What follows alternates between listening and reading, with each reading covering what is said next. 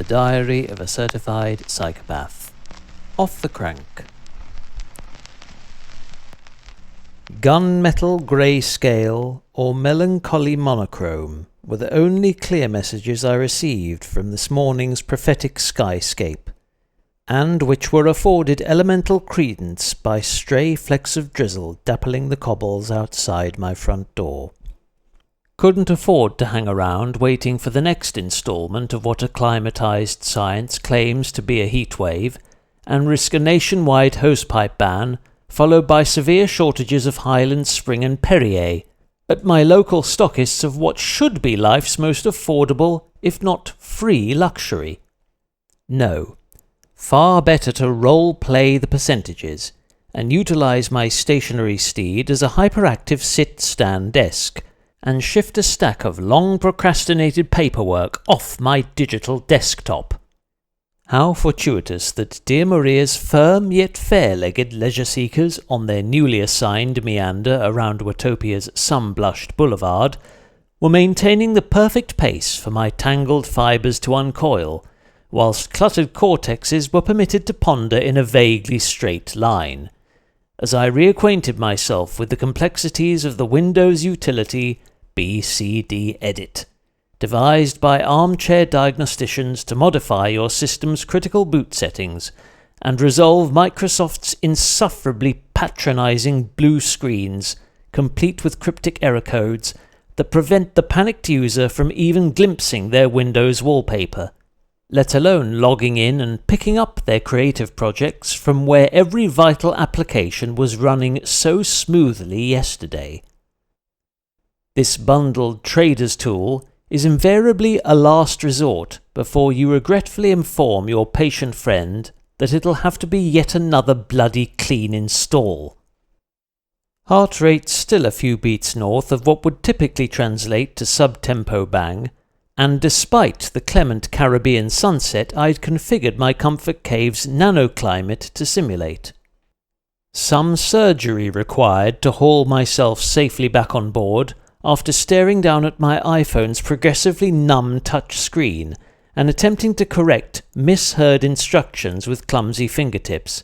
whilst other turbo-texters amongst our talkative peloton exchanged various witticisms about canned cocktails, Watopia District Council's proposed drop funding scheme to upgrade Santa Claronica's big wheel with another dozen lighting patterns — they ain't getting none of mine — and cryogenic ketogenics, a controversial diet conceived by a contingent of anonymous CrossFit fundamentalists that combines the frequent ingestion of high-fat and protein-rich foods with self-inflicted intervals of hypothermia, intended to refine these two vital macronutrients through a regulated thermal separation process during absorption, making them easier to store and weaponize as the body's primary fuel source. Yeah, that sounds plausible. What I'd rather go to sleep after than wake up before, though truth be told, I will likely be doing something vaguely similar to this within half an hour of next regaining consciousness, and moreover, remain wide awake till at least 3 o'clock, before attempting to embark upon an unstructured siesta. Therefore, if that anticipated interval of hygienic slumber happens to be shorter than Blade Runner, the director's cut, whose theatrical runtime is a shade below 120 minutes, and this freely styled strolly roll with Coco's convivial socialites takes me safely past that hour of the day when ruthless sheriffs and vengeful outlaws take to the Wild West's windswept highways and front up for a fatal showdown with fully licensed firearms, or the ultraviolet rays of our M-class star will deep-fry the fragile complexions of all mad dogs and Englishmen, then technically I'll be waking up closer to my self-imposed cyclical duties than dozing off after their merciful conclusion. This assumes, of course, that the designated stationary interlude, which developed into high-intensity snoozes between appeasing hypersensitive smoke alarms, disposing of mistakenly charcoal-grilled chestnut mushroom pies, and rescuing hob kettles from roaring gas flames before they'd whistled away 2 litres of chalk-flavoured water vapour even qualifies as hygienic sleep. Administered an extra tap or 2 of touch-sensitive headwind at around the 11-kilometre mark, hoping to stabilise my data dungeon's spiralling temperatures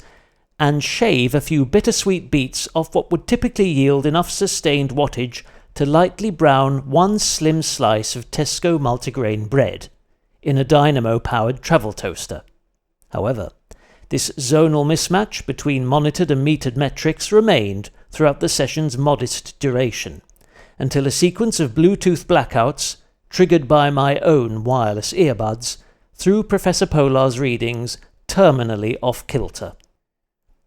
Parity partially restored for a 20-kilometre supplement, which included 1 crafty strafe across the backward hillycomb's lower bypass,